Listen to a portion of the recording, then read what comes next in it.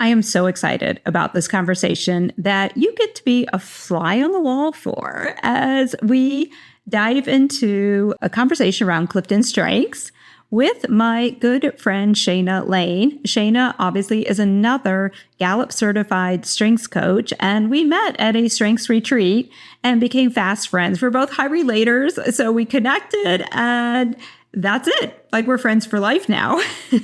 But Shaina is such an extraordinary woman.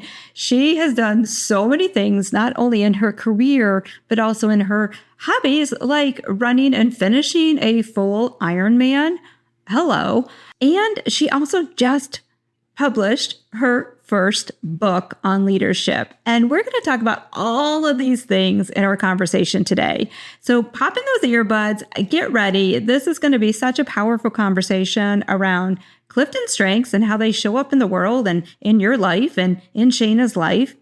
Career changes. She's had a lot of them and a lot of experience. Leadership and how to just incorporate it all so that you can live a vibrant, healthy, happy, and energetic life. Isn't that the goal that we all have? So anyway, I hope you enjoyed this conversation as much as Shaina and I did having it.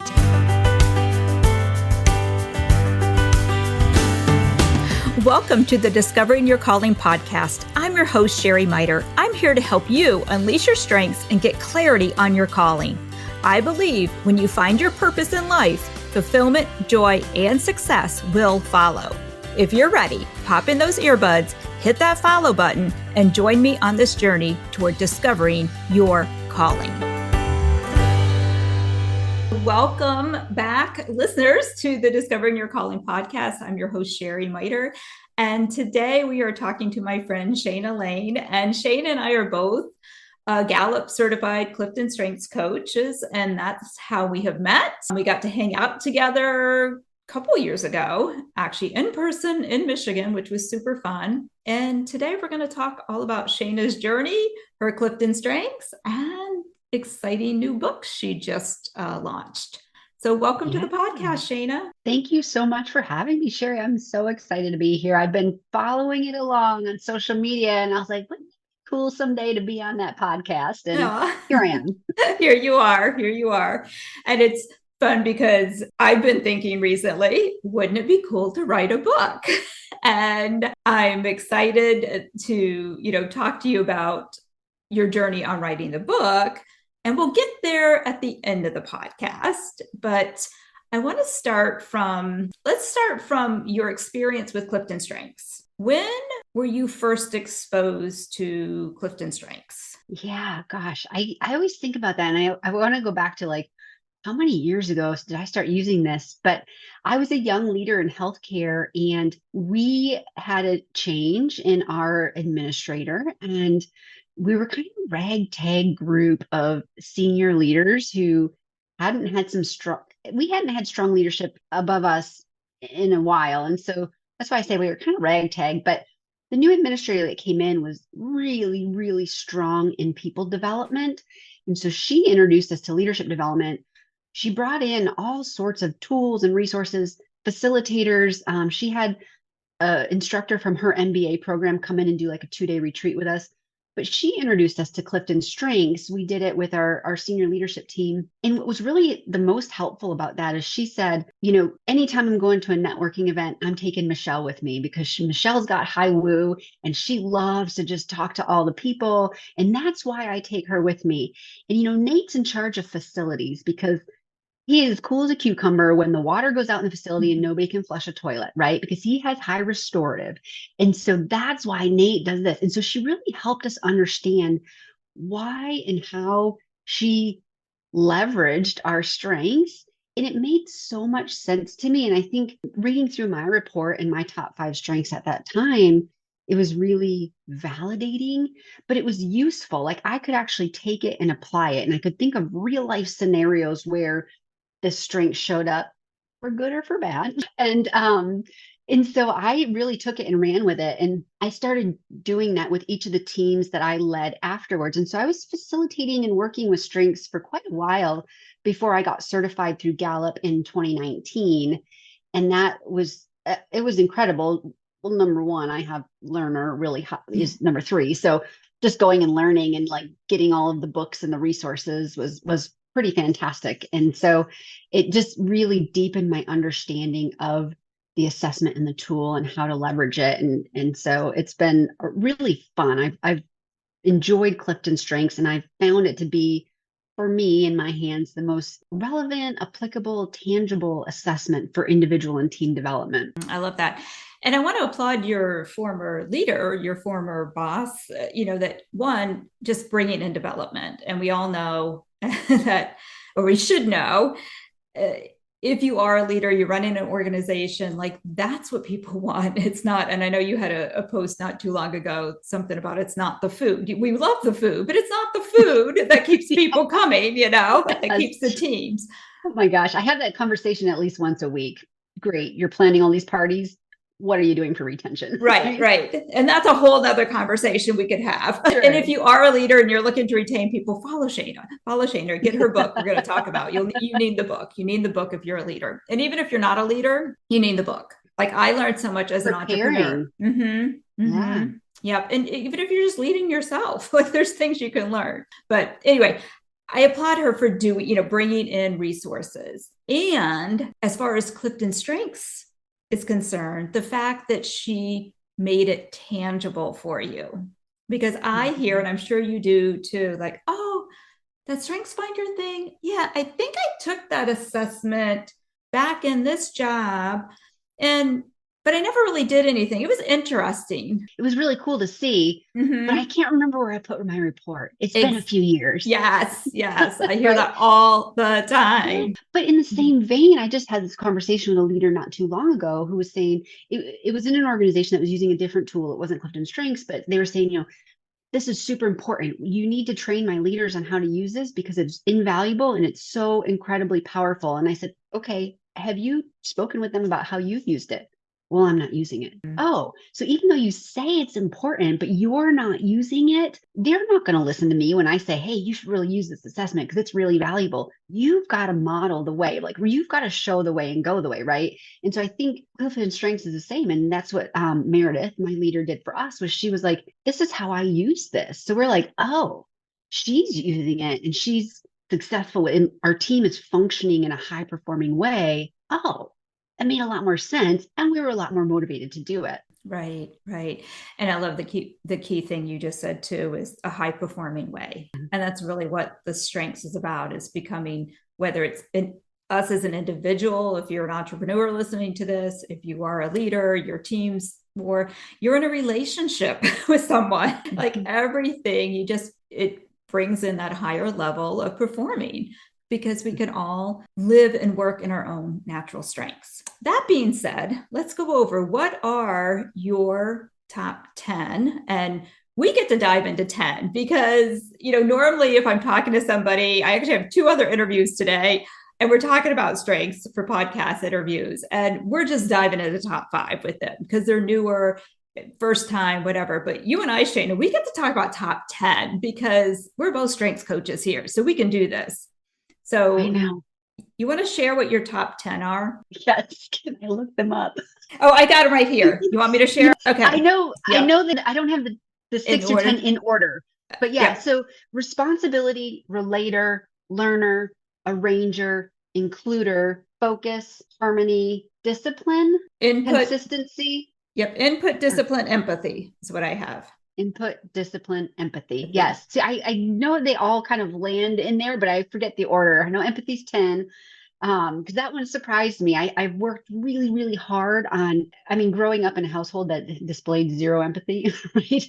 We didn't have emotions in our household. So that's been a really hard one for me. So the fact that it showed up in my top 10 was really surprising, but I think it's because over the years I've learned to lean into the importance of it and recognize it. So anyways, that's why I always remember that one. That's good. It's funny because I'm the same way with my 6 through 10. I don't always remember the exact order of them, but I know focus is my number 10. And the only reason I know that is my first executing theme. Oh, wow. Yes. Which you lead with executing, right? Oh, yeah. Lots of executing, some relationship building, and some strategic thinking. My influencing, I don't think starts until like 15 or 16. And that's my number one. Like I lead with influencing. So it's so fun to see that. And just if you're listening now and we just totally lost you, do you want to explain like what are these are our domains? How do you explain those to somebody? I'm curious. Like, Yeah. how would you explain domains? Yeah, it's been a while since I've had to do that. But domains there's 4 domains in Clifton Strengths: influencing, executing, strategic thinking, and relationship building. And so the 34 talent themes are all grouped into a domain based on how the behaviors show up and play out. So my understanding is that Gallup and Don Clifton created those domains as an easy way to categorize strengths that might look and feel similar, though are unique in their own right. Yeah. And, executing, obviously. And the thing I love with domains, they pretty much are what they sound like. Some of the themes aren't, but the domains are. Executing just means you know how to get stuff done. And we're going to talk about Shaina in a minute, and you will hear all the things she gets done. Mind boggling to me. Influencing has the gifts of being able to influence others to get things done. The way I look at it. Relationship building, they're just the natural relationship builders. They're the people. And then strategic thinkers are just gifted in being able to think up the plans. They're the thinkers in the group. They're the ones that are going to come up with the new, fresh ideas. Yep. And a high performing team needs all of those domains in them. You're so right. Mm-hmm. But as individuals, we don't need to have them all, and we shouldn't really necessarily have them all. Some people do. It's interesting, but most of us don't. And it's learning to lean into our own natural abilities. And going back, Shaina is high executing. So Shaina, share a little bit about what you do today in work, but then also I want that listener to hear all the cool things you do for fun, I guess. And you'll hear why I say it that way. So I know, people are always like, I don't know how you do all the things you do. And I was like, yeah, but I'm pretty caught up on Netflix too. So, I mean, I do get some downtime. So today I am a senior leadership development specialist at Accent Care, which is a home health and hospice organization. We are about 30,000 employees, and we've got branches in 31 states. I work remote from Michigan, which is great in the summer and not so great in winter, but that's beside the point. And then I have my own coaching and consulting practice on the side, Premier Professional Coaching, where I focus heavily on leadership development, leadership coaching, and also career development. I'm a certified professional career coach as well. And so helping people kind of navigate the transitions, the folks that come to me are like, I've been a nurse for 20 years and I'm so burnt out. I need to do something else, but I don't know what. Or I've been a lawyer for 10 years and I realized it's soul sucking and I hate it. What else can I do? And so helping them navigate that transition and positioning themselves, understanding their transferable skills and their talents. Of course, every one of my clients will get a Clifton Strengths assessment code so that we can speak the same language. But I also think too, so many people focus on the skills of the job and what it requires and overlook the talent piece of it, because those are quite different. Mm-hmm. Yeah, exactly. And that's one of the reasons we get along is we love, all the things, leadership, career change, everything about that. And then talk a little bit about your personal things, your hobbies. And this is where I see Shaina's executing like, oh yeah, this shows up in your talent thieves. Is like, okay, that explains why she does that. Yeah. It's interesting because as I've picked up different hobbies over the years and I've picked some up and let some go, just obviously out of time, but I think some of it's that learner. I like to learn new things, but it also gives me dimension to my personality. So I am not married, no kids. I have 3 cats that I consider my children. But I have a lot of free time. And so if I didn't have my hobbies, people would be like, Shaina, I wouldn't even need to talk about but work. And so, over the years, I've learned how to salsa dance. I danced on a performance team in Atlanta, Salsa Atlanta, which was super fun. I did mixed martial arts for a while and got to be a high purple belt in mixed martial arts. Muay Thai was like the style. Ride a motorcycle. I don't have one currently, but my entire family rides. So learning how to ride a motorcycle was like one of my first things. I think I was just telling the story the other day. I was about 26. My brother's younger than me, and he got his motorcycle endorsement because both my parents ride. And I was like, if he can learn how to do that, I can learn how to do that. Like, what am I doing? So I took the motorcycle safety class and I got my endorsement. Now I'm really, I picked up running in grad school, but over the past probably 8 years, I've gotten into triathlon. And so that challenges me on a personal, physical level. I'm slow. So I'm never going to win a race, but I can always get better than I was in the last race. And so I'm chasing, it's me against me and always trying to beat my last time, which has been fun because it keeps me challenged in working towards something. So I've been doing triathlon. I've done a full Ironman, did Ironman Texas in 2017, and I'm doing my fifth half Ironman coming up here in July in Oregon. Really excited about that downriver swim. You can basically put on a wetsuit and float down it and Oh, wow. have a really good swim time. So that's going to be exciting. What else do I do in my free time? Well, I wrote a book and I know we're going to talk about that, but that was a 14-month endeavor, which was a big learning experience as well. So we talked about a learning curve a little bit, but I'm trying to think if there's anything else that I've been doing lately that I've been up to. It just always feels like there's something new. Mm, yeah. And what strengths, like, I'd love to focus in on, I think that being an endurance athlete and doing the Ironman. I mean, that is not, I mean, what is the percent? Is there a percentage of like people that actually achieve an Ironman? Like, Yeah, they say it's less than 1% of the population will ever compete in and complete an Ironman. I was just talking to somebody the other day who said they had a friend who just did Ironman Texas. I can't remember who I was talking to, but they said it was his fifth attempt at an Ironman. He finally finished, and it was like 2 minutes before the cutoff. I think for a wow. full Ironman, they give you 17 hours to finish. So he finished like in 16:58 or something, but Wow. finally finished on his fifth attempt. It was pretty rigorous. And if you are listening out there and you've never done a triathlon or know what an Ironman race is a triathlon. It's just a branded event. So they only do the half distance, which is 70.3 miles, and the full distance, which is 140.6 miles. And it's a swim, bike, and then run. So it's pretty challenging, but there are Mhm. so many leadership parallels that as I've been rattling this around in my brain and how this could be my TEDx talk of like how or what you learn about leadership from doing Ironman races. Hmm.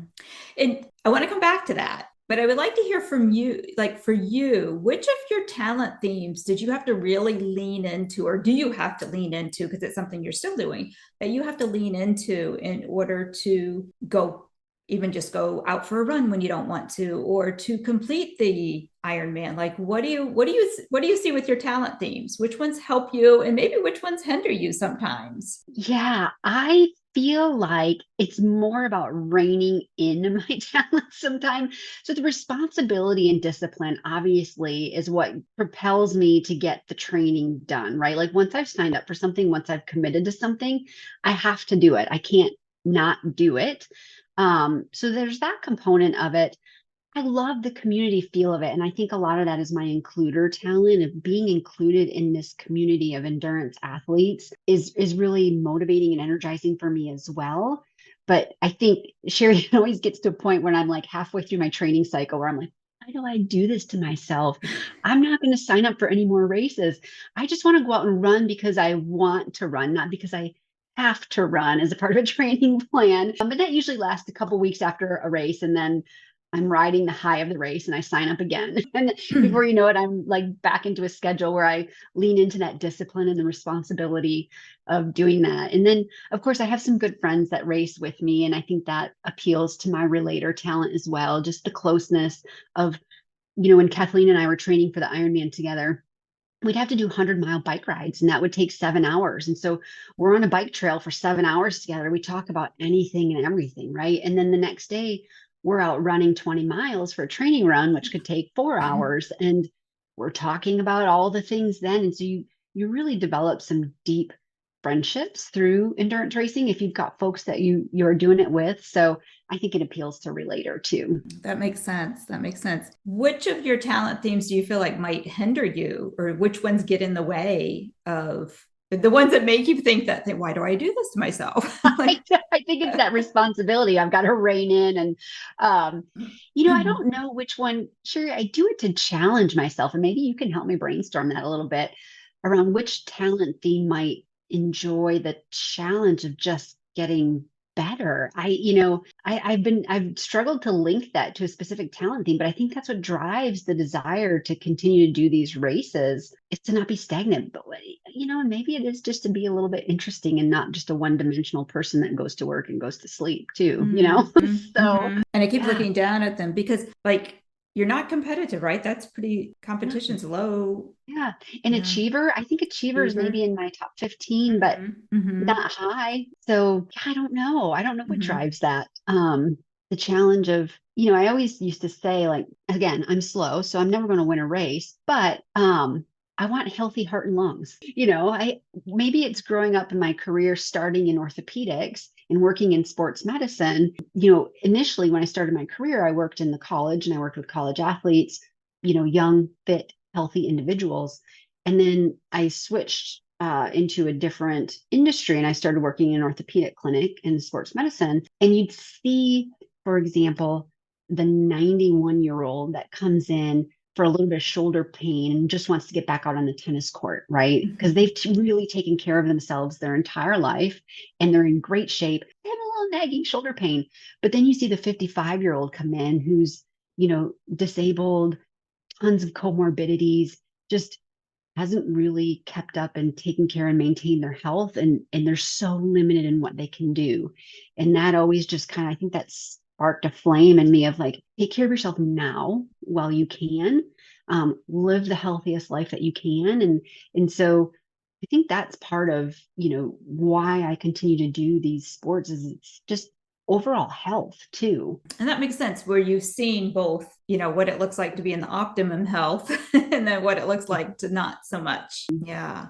And I can see where your relator, I'm going, just keep thinking on the relator. I think if you've formed a lot of relationships, deep relationships with these athletes, like I could see where that would be the driving force. Because you don't want to let that go. Yeah. And I love to travel. And so there's an opportunity to travel and do races. Like we're going to Oregon. I've never really been to Oregon. And so I'm going to go experience it through a race with two of my good friends. And Brian, one of the guys that I race with, he was like, so I know people that are doing an Ironman in New Zealand. Maybe that should be our next race. And I was like, New Zealand? I mean, it sounds fabulous, but wow, the logistics of getting your bike and all of your stuff over there. But again, hey, what an opportunity to travel. And again, I think some of that appeals to my learner of like, I love going new places. I love seeing new things, learning new cultures, trying the new foods. So I can combine a lot of those things. Maybe that's part of my arranger efficiency. Yeah, I was just going to ask for a ranger. Do you see input or a ranger fitting in the mix? Yeah, I think so. One of the things when I was learning about input that stood out to me was, the one thing in the definition that always throws people off when I'm coaching them is the first line they see is like, you like to collect things, and people immediately throw their hands up and go, I'm not a hoarder. But one of the things that I remember from the Gallup course was you could collect passport stamps, right? So some people get a real kick out of not going back to the same place twice when they travel, but going to new places to collect those different experiences. So you might be a collector of experiences.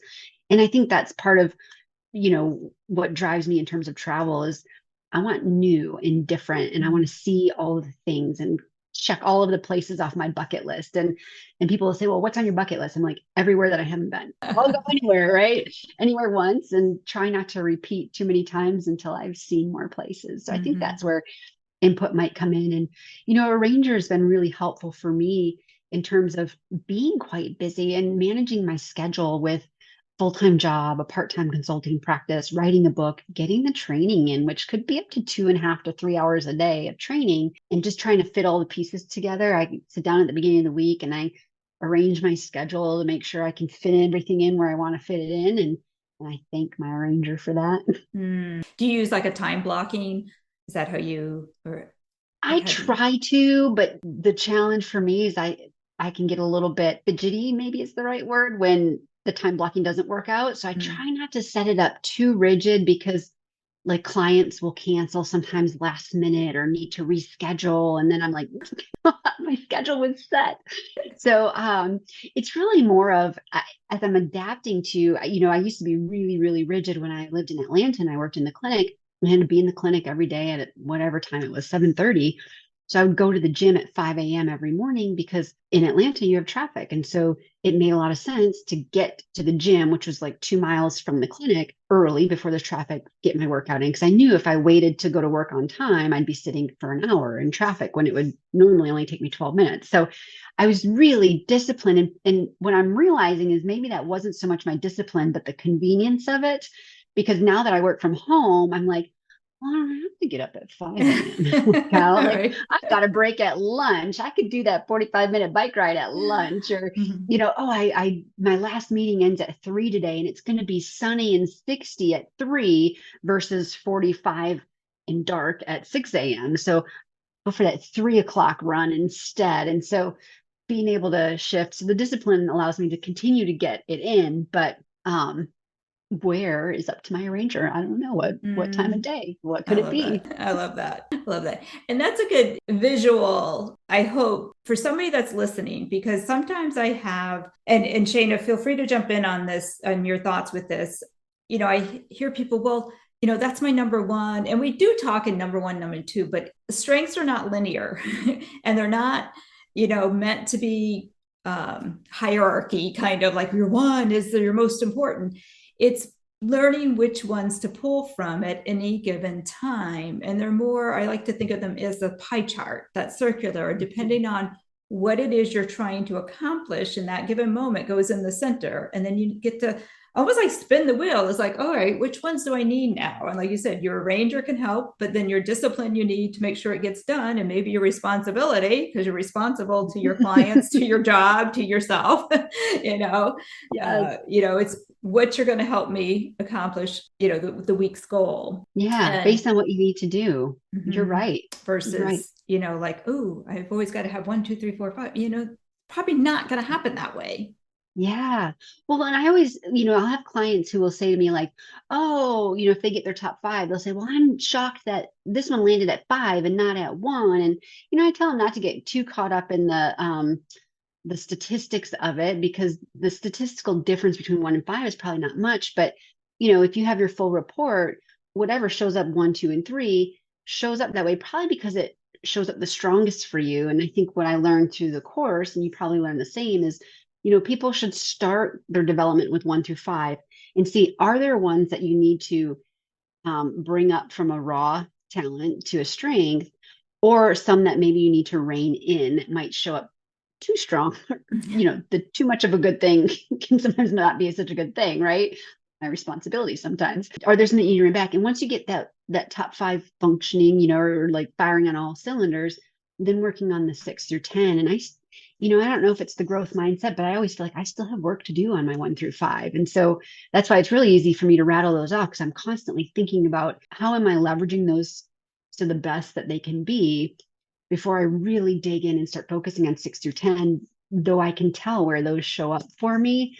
But I probably do need to do some more work on 6 through 10. Yeah, I 100% agree. I'm the same way. It's like I pretty much have a good handle. Now, sometimes I forget, like, oh, Mm-hmm. wait, I'm not using this. It's like, let's go back. Let's go back to the groundwork and let's go look at our report. Let's get back to, that's why you like to call it my compass rose. This is like always, if you feel like you start getting lost, go back to the basics, go back to your strengths. So how have your talent themes like helped you along your career path?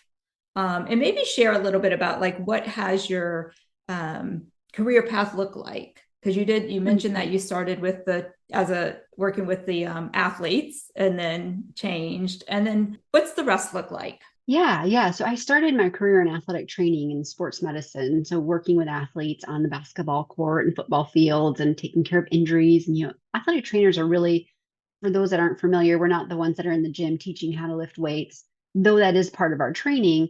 We are really kind of a jack of all trades. So as an athletic trainer, you learn about injury prevention, evaluation, treatment, rehabilitation, but also you've got to know if somebody gets a tooth knocked out, right? So there's a little bit of dentistry in there. There's a little bit of mental health component in there. There's dermatology, like if you're working with wrestling, there's all sorts of stuff that happens with the skin there that you got to be aware of. And so, did athletic training for a while, and I had a really strong mentor who I think was really helped kind of shape who I was as a professional by reinforcing strengths before I knew that they were strengths, right? So he was the one that said to me, I was a student under him in undergrad in athletic training school. You had to get X number of hours. It was like 900 hours of clinical training before you could sit for the certification exam. So we were basically students with a full class load working full time in the athletic training room to get our hours.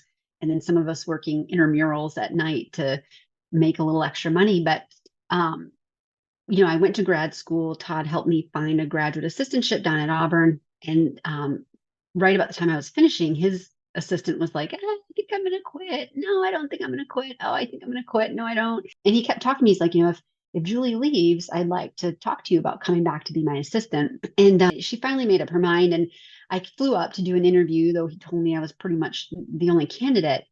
And I remember standing on the football field with him. And as all interviews for athletic trainers happen on the football field, it seems like. But he said, my wife thinks I'm crazy for wanting to hire you. And I kind of looked at him and I was like, okay. And he was like, but I told her, I don't want to hire a wet noodle. Like, I want to hire somebody that's going to come in here and challenge me and challenge the department and challenge the university to be better. Because I asked the hard questions. I asked, why are we doing it this way? Or why can't we do it that way? Or this doesn't make sense. Right. And so from a very young age as a professional, he reinforced, I think I call that my learner and some responsibility, right? I want to do things the right way and maybe the most efficient way. Hello, arranger. Right? So I asked the questions to understand, and he reinforced that as a positive. Where I think a lot of leaders are maybe a little bit intimidated by that when they have somebody that's constantly challenging them. It can feel really stressful. But he also reinforced my responsibility too, because when he gave me more responsibility, I became a better student. And so it all made sense after I took the assessment. I was like, oh, this is why I was thriving when he, added responsibility to me. So, or when I don't thrive, if I feel like I'm being micromanaged. Anyways, sorry about that. Was a little bit of a tangent, but I think that was like kind of, as I think back, how strengths were reinforced over the course of my career. And so did athletic training, came back, worked at Grand Valley as an assistant athletic trainer, and then Todd unfortunately was diagnosed with stage 4 brain cancer my final year. And so at the ripe old age of 25, I was made the interim head athletic trainer, which was scary to say the least. But after a year of that, I thought, you know what, I worked 361 days that year, 80 to 90 hours a week, and I was making 40 grand a year. Wow. And I was like, this isn't sustainable. So I went down to Atlanta to do the physician extender residency program. It's a 1-year residency that takes your athletic trainer out of the traditional setting, and they teach you to work in a physician's clinic like a physician assistant. You get your surgical first assist credentials. So we assist in surgery, we see patients in the clinic, and basically kind of manage the clinic flow. And did that for a year, and went to Knoxville for about 9 months to work at a private practice clinic up there, and then was recruited back down to Emory to help run their fellowship program and be their clinic assistant manager, basically. Did that for a few years. Clinic manager left. I was promoted into the clinic manager role. And that's when I got my first taste of kind of real leadership and management. And it was bitter tasting, to say the least, because I would have still considered myself a young professional with no leadership experience, skills. I just worked hard, and I was dependable. I was reliable. So the physicians loved me because I got all this stuff done. And so they're like, Shaina needs to be the clinic manager. And I was like, yeah, I mean, great. It's, a bigger title, a bigger salary. I get an office. Like, this is cool. But didn't realize what I was in for in terms of leading people. And part of what kind of fuels my love for what I do today, right? In terms of helping people prepare for leadership and make the transition from that individual contributor role to a leadership role. But did that for a couple of years and then was promoted again to the associate administrator for the Department of Ortho, running basically the school of medicine operations. So when you're in academic medicine, you've got school of medicine and you've got healthcare clinic. And this is like the revenue portion. This is the non-revenue portion. It's the teaching and education. So I was running the school medicine portion for orthopedics. Did that for a couple of years. And then my boss left and they rolled ortho up under neuroscience and brain health. And the manager, the administrator in that department eliminated my position because she said there were no other departments in the university that had an associate administrator. So she had to eliminate my position. And I was like, Peter, you're kind of drowning and not able to keep up with the work that you're doing. Why wouldn't you just let me do like I've got ortho under control. I'm working with the school medicine with the dean, like the dean's office, they know and appreciate. Like, but no, she wanted to get rid of my position. And so at that point, I was kind of at a fork in the road and I had to decide what I wanted to be when I grew up again. And I was looking at other clinic operations jobs. I wasn't getting any hits with my resume. I had my resume professionally done, still no hits. And I started to really think about what I love most about leadership and management was about creating a positive employee experience because I saw what somebody investing in me did for me as an employee and a leader. And I wanted to be the one to invest in others to help them when they feel like they're sinking, to help them swim. And so I started looking at what I wanted to do, how I could do that. And it seemed like all of those jobs fit under the HR umbrella.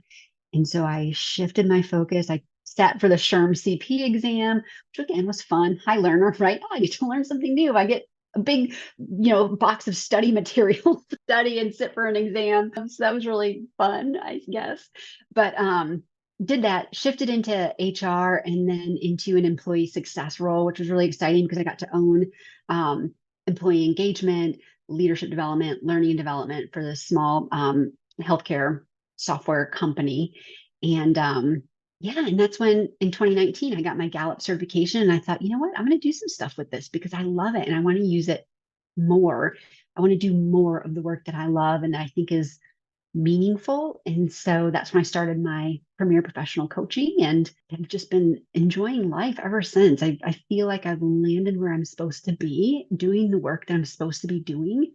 And it's been a wild ride, but each experience has contributed in a way that, has shaped me into who I am as a professional. I'm so glad you shared your story on here because I think it's so important for so many people to hear this journey. And especially I'm almost 58. So my generation, we were modeled this, you go to college, you get a degree, you get a job, you stay there for your 20, 25, 30 years. Then you retire and then you go out and enjoy life. That was what we were modeled. And you don't change careers, Right? You just stay put, right? Yeah, you stick it out. Yeah. I talk to my parents about that all the time because I was a first generation college student. And what they told us as kids, so my dad worked in a factory, he painted steel, drove steel, whatever. My mom worked at a very small credit union that had like 3 employees. And she eventually became the operations manager. But again, she was managing operations. She wasn't managing people, but she worked in the credit union industry her entire life. And they always said to us when we were kids, because we didn't have a lot, my mom was telling me she was just scanning all of her documents and she came across all of her Franklin Covey planners from when we were kids. And she wrote her budgets in this. She was like looking at her budget from when we were kids. And she's like, I had to feed a family of 4 on $50 a week. I have no idea how I did that. Right. And so we didn't have a lot, but they always said to me, Shaina, if you want to do better than we did, you go to college. If you want to do better than we did, you go to college. And they didn't know what that meant, right? And especially when they were like, if you're going to go to college, it's fine. Don't worry about it. We're going to pay for it. Like, just go. If that's your path, do it. And then once I started applying to colleges and they saw how much it costs, they were like, well, let's just take out student loans and then we'll help you pay those off when you're done and you graduate. And I was like, okay. And so I did the student loans. And then when I graduated and I got my first job out of college making $36,000 a year, they were like, well, you make more than both your mom and I, so have fun with the student loans. But I didn't have that like go to college modeled to me, but it was, if you want to do something with your life. And it's interesting, Sherry, when you said that, it immediately flashed my mind because now that's not the first thing that I tell people, young people that are graduating from high school or thinking about what they want to do. I always tell them, go out and work for a couple of years. And then if what you decide that you love or you enjoy doing requires a degree, then go back and get it. But you hear so many stories that, like I finished paying off my student loans and I wasn't even doing what went to college for. That's my So I'm son. like, I know, Yeah. I'm like, I'm paying off these student loans and I'm not even doing it. But obviously you learn some skills in college, right? It's a testament to that you can finish something. You can work hard. There's some discipline in being able to finish a college degree, right? But it's not the first thing that I would tell young people if they're not sure is work, do all the internships you can, do all the job shadows you can, talk to as many people as you can. Because when I was growing up, I was in a lower to middle class neighborhood. I didn't know what you went to college for unless you're going to be a doctor or lawyer. And there's so many degrees out there and there's so many different professions. And I didn't know. I was like, what do you even go to college for? I don't know that I want to be a doctor and go to school for like 45 years, Right. or law school seemed the same when you're a high school. You're like, oh, all those years. But yeah, talk to as Yeah. many people, do the job shadows. 100% agree. 100% agree. And I think what you modeled there is exactly it. And that's one of the things, like when I'm working with clients in the discovering your calling, like part of it is you got to go try things, because we might think we love X, Y, and Z, but until we're in it and we're getting our hands dirty, and whether it's a volunteer, paid, whatever, however you can, shadowing, you don't know until you try it. It may sound great, Yeah. but when you're in Yeah. it, you may realize, oh, well, no, maybe this is not quite it. But you didn't Yeah. waste any money. You might waste time, but Right. not money. College is a lot of money nowadays. A lot of money, a lot of money. And I know more people that aren't using their degrees than are. And Right. not that, because, and you said this too, Shaina, is that everything we do. So if you go to college and you're not using your degree, there's probably elements of something Oh you yeah. got out of college. It may not have been in the classroom, but there's something you got out of college that you're still Right. using. There's something even from the bad jobs that we can usually take away. And maybe it's like how not to lead. That might be what you take Mm-hmm. away from it. But all of these experiences do create who we are today, just like you Mm-hmm. shared. Yep. And it's okay if your road, your journey looks a little topsy turvy, in and out, wrong direction, oh, back, oh, this, oh, that. It's Yep. rarely is it a straight line. Yep. And Absolutely. And I think, if we pull that back to strengths, there's something to be said for understanding how to leverage your strengths in your chosen career. So I think some people experience dissatisfaction in their career because they're trying to lean into strengths that they don't have, right? If mm-hmm, I was trying to spend my days being an influencer when all of my influencing talents are at the bottom, I'm going to be miserable.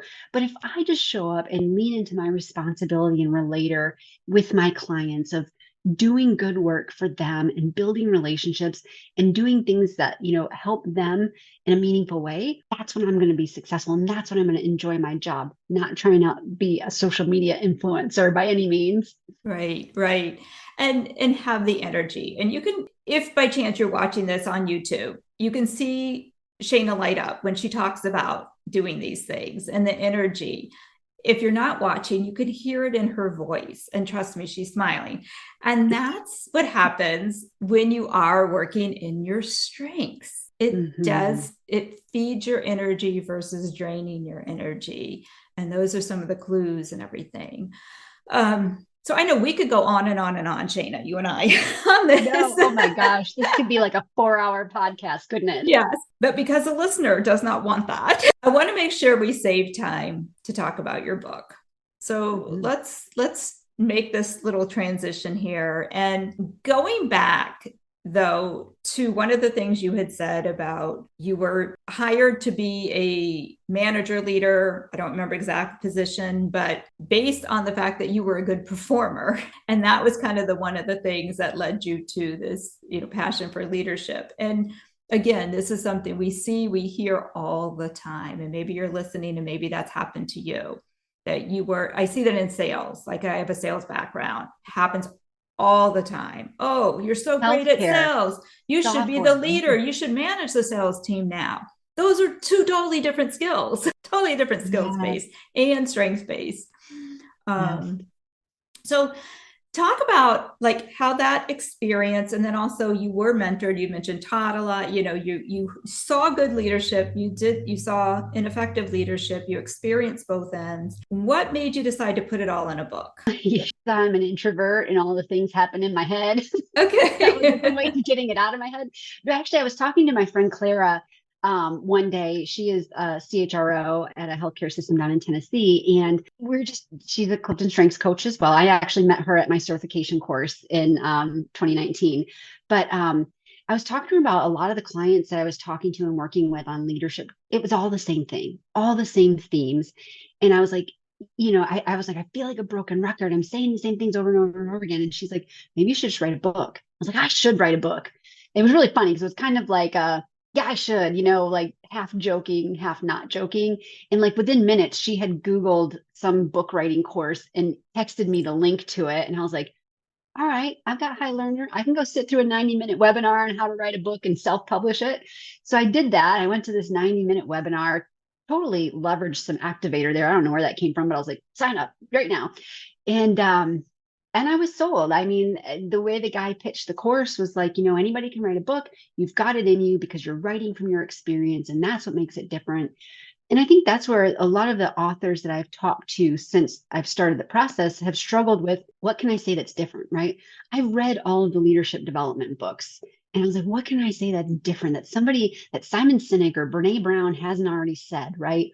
Well, that's where you get coached around. You speak from your experience because they don't have your experience or your perspective. And that's what makes it different. And that's what makes it relatable. So it was really quite the journey. I started the process of writing this book. I thought I was going to write to senior leaders or executive leaders on strategic execution. And I scheduled 100 interviews with leaders at all levels of organizations and some employees as well. And through the questioning, I kind of identified, I was like, gosh, this isn't the book I need to write. I started writing and I was all over the place. Thank you, hashtag arranger. Couldn't pull it together. And I was like, you know what? There's a different audience here and I need to figure out what that was. And once I really nailed in on, and it was coming back to my roots of what am I most passionate about? And it's helping people make that transition. It's a really hard transition from individual contributor to a first-time leader because it requires a complete mindset shift. And we don't talk about that enough. So once I really narrowed in on, I'm talking to new managers, these are the fundamentals. These are the things that you need to know to successfully make that transition. The writing happened really easy. I think I wrote the book within like 3 weeks after that. And then of course, obviously there's all the editing and formatting process that makes it take a little bit longer. But what I've been surprised since is how many leaders have read the book. Leaders at all different levels are like, ooh, I'm picking up things that I should be doing or should be doing better. And so it was a journey. Like I said, the whole book publishing process fed my learner talent because I got to learn how to do something new. Again, another facet to my personality. Hey, you want to talk about publishing books? I can talk about publishing books. You want to talk about karate? I can talk about karate, motorcycle ride? Sure. But I was really happy with how it came together. It is, the book course that I took was called the Punchy Books Accelerator course or something. But the coach that I worked with was really firm on writing a short book. Like, don't fill it with fluff. Don't fill it with theory and research. There's enough of that out there. If you go out and you look at the reviews on Amazon of the books, even the most successful books, the negative reviews are too much fluff. They could have said what they needed to say in 100 less pages. And so make it short, make it snappy. People are pressed for time these days.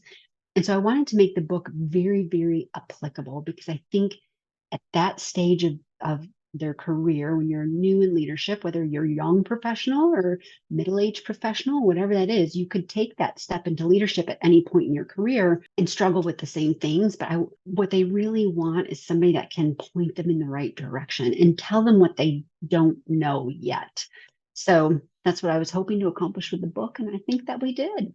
Yeah, 100%, 100%. And I think you accomplished a lot of what you just shared because, I was able to read it. I'm high learner. And I will say, as high learner, for me, how learner shows up a lot. I love, like, you look in my office, I have bookshelves and I still have boxes of books. Like, my husband doesn't have learners, so he doesn't understand this, but I constantly buy new books, but I rarely finish them. I will read, get what I need out of it. If it doesn't Yeah. keep my attention, I'm on to the next book. Yeah. Or if it's too much fluff, too much detail, I don't even get past the first 5 pages, and I'm Yeah. like, oh, that's gone, And I will say, at the same time, I downloaded your book on my Kindle, and then I had bought some other books. Part for my writing experience was just to read. That part of my coach told me, well, get some books and kind of see what you relate to, whatever. Yours, I loved. It was short, it was Oh, punchy, it was effective. I was sitting there thinking, you know what? When I was a leader in network marketing, even, I wish I had this book. I wish I had this book. And for any of my network marketing friends that listen to the podcast, get Shaina's book. yeah. And I finished it probably within a week. Like it really captured my attention. So I love the way you wrote it, easy to read, very entertaining. I chuckled during parts of it. Your personal stories keep it engaging.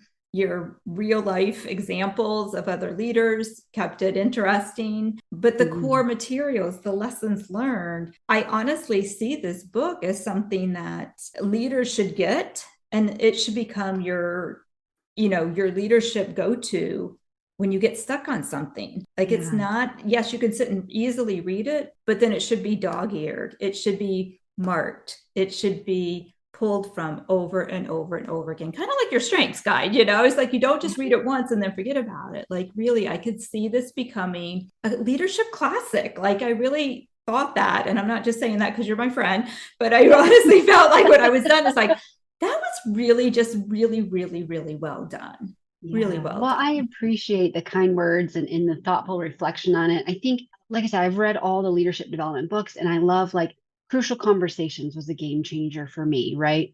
And it's a whole book on communication. The Speed of Trust by Stephen M. Covey, again, another game changer.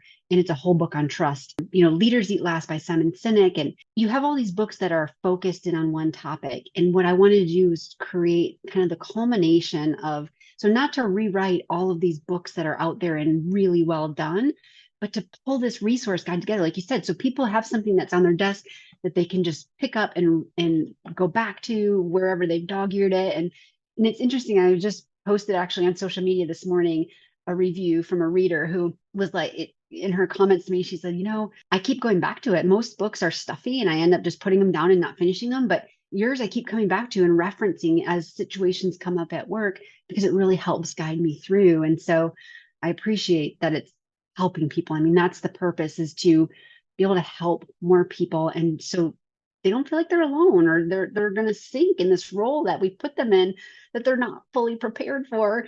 And then oftentimes, because of budget or whatever, a company doesn't have internal leadership development training or opportunities, and they don't have the budget to bring people in. And so we sit and we flounder because we don't know what we don't know. And so this is a $15 investment and hopefully quite helpful. Right.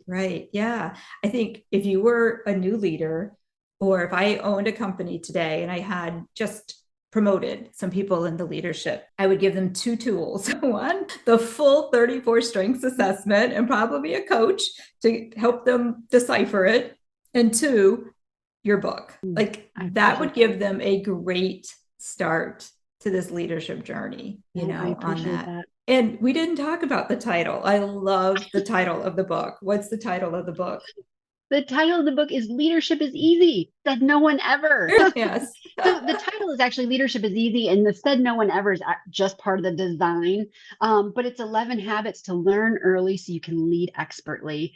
And when we were designing the cover and figuring out the title, it was hard because you think you've come up with a creative idea, and then somebody else has already got a book called that, right? And so you really have to rack your brain around, but you want it to stand out on the shelves.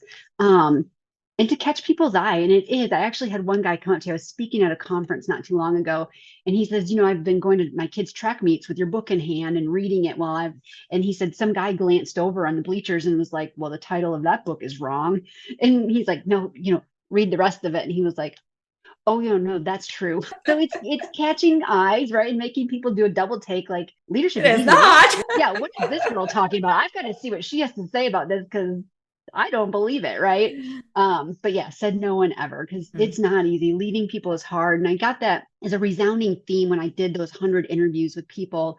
Um, what is the hardest part of leadership? And they're like, the people, right? Because everybody's different and humans bring a dynamic to the workforce. And as a leader, you figure out your team and you get to where you're working really well together. And then somebody gets promoted or somebody resigns or somebody's spouse moves across country and you got to move with them. And before you know it, you're building a new team and you're always having to learn that new dynamic. And so you don't just arrive at leadership. You don't get to a place where you're like, I'm a good leader. I don't have to learn anything else anymore. Like, I'm just good where I'm at. And because things are always changing, demands are changing. Like, you have to navigate different dynamics with leaders above you, your team below you, your peers on the side of you. It's hard. It's ever evolving. And so you can't just rest on your laurels and be like, yeah, I'm good. Right. I've arrived and Right. that's all I need to do. Yeah. And I promise you this, if you think you have arrived and you're a great leader and you don't need to work at it anymore, your team does not think that. Guarantee. I know. And it's one of the things as a coach, I'm an internal and an external coach, and I notice a very different dynamic between clients that come to me in my practice versus the folks that I work with internally. In our executive team, and I think down through our senior vice president team, we have external coaches that work with them. And it's interesting because you always wonder, like, you see challenges that are simmering in their team and you don't know if they know or are bringing those things to their coach to work on. Are they aware that those are issues? Because I'm working with the leaders that work below them and they're like, yeah, this is a challenge. And so I think that's a very unique thing, and probably another podcast for another day about, if you're an external coach, how do you know you're coaching around the true problem, right? Or that the client is bringing everything to you that you can help with. Are they aware? And that's where I think assessments like CliftonStrengths can help raise some of that awareness, hopefully, where, some of those blind spots might be showing up. They can relate to some of the language and be like, oh, yeah, okay, that could be a problem. Let's unpack that a little bit. Right, right, right. So, Shaina, again, we could go on forever, and I have a zillion other questions I want to ask, but I don't even know how long we've gone. Well over our time here, and we'll definitely have you back on, maybe to dive deeper into the book. But where can people, if somebody's listening and they're like, oh, I just want to follow her, I want to see what else she's doing, I want to connect, like what's the best place to just either follow you or connect? Like, where can they find you? Yeah, so I probably do most of my stuff on LinkedIn. So you can find me on LinkedIn, Shaina Lane. And I do post a little bit on Facebook and Instagram. I haven't quite conquered Instagram yet, so I'm really good at scrolling it and watching funny cat and dog videos, but not as good at like how to maximize that. And so yeah, LinkedIn is probably the best way to follow me. And then of course you can get the book on Amazon for now. All right, sounds good. And I'll put the link in the show notes. Definitely go out and grab it. Remember, leadership is easy. So no one ever by Shaina Lane, Lane. It's easy.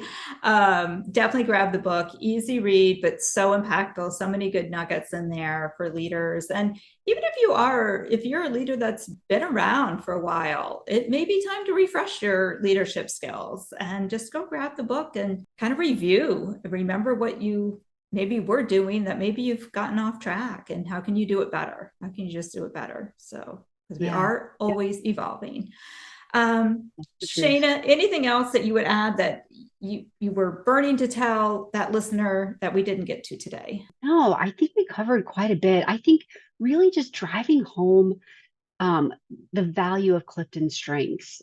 I don't know if it's a bias for me just because I'm a strengths coach, but I've done all of the other assessments. I've worked with other tools. And for me, I think it's the easiest that I've seen for leaders to grasp onto, to build a language within their team and to really understand the why and the how behind what their team does. So I'm a big fan and advocate. So if you have the opportunity to have your teams or even yourself take the assessment and dig a little bit deeper, I would do that. 100%. All right, my friend. Well, thank you again for being a guest on our podcast today and for writing the book. I appreciate you for taking the time out of your amazing schedule that you do, all the things that you took time to arrange it to write this book. Such a pleasure being here. And I thank you so much for the opportunity to even just have another opportunity for us to chat. Yes. Thank you for spending this time with me. My hope is something you heard today inspires you to take action toward discovering your calling. I just have 2 favors to ask of you before you go. 1, if you found value and enjoyed this episode, please leave us a review on Apple Podcasts or Spotify, and you might hear your review read on a future episode. And 2, can you share this episode with 3 friends who will also enjoy it as much as you did? By doing these things, you will help us grow the podcast to make a bigger impact on the world. And until next week, remember, you've been created to live a life of fulfillment, freedom, purpose, success, and joy.